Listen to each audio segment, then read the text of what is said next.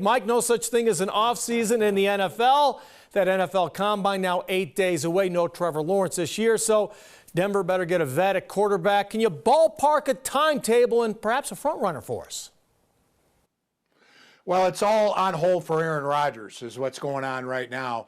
I would be surprised if Aaron Rodgers didn't make his decision this week as far as whether or not he goes back to Green Bay or he makes himself available to the other teams. If he makes himself available, the Broncos go to the front of the line for a lot of reasons. The big reason would be Nathaniel Hackett, the head coach here.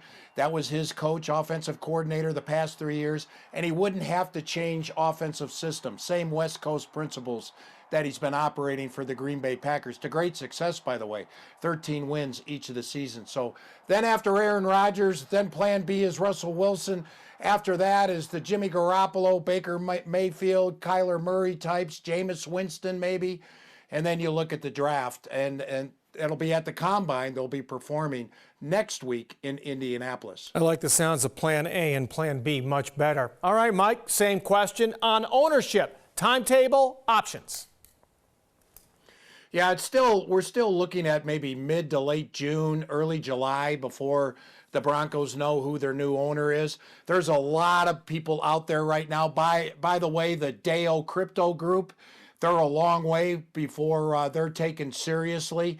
Basically because you have to have, the controlling owner has to have 30% of the cash involved in the transaction in order to be a controlling owner. So 30% of $4 billion, that's well over $1 billion that one owner has to have. This Deo Crypto Group sounds like a conglomerate of stockholders almost like they have in Green Bay. But they're looking at the controlling owners, the people who can do it by themselves, and that's going to take some time to vet them, sign non-disclosure agreements and all that. Still a couple weeks away, or a couple months away probably, before we even have a final 10 group. All right, Mike, quickly got one more for you. Broncos assistant coaches, we'll get to meet them tomorrow at a press conference, a more diverse group than we've seen in the past.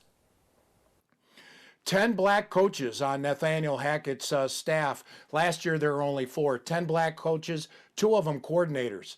So Nathaniel Hackett promised a more diverse staff, and he has delivered. Very good. Mike, appreciate it. More from Mike tonight at 9 and 10 o'clock.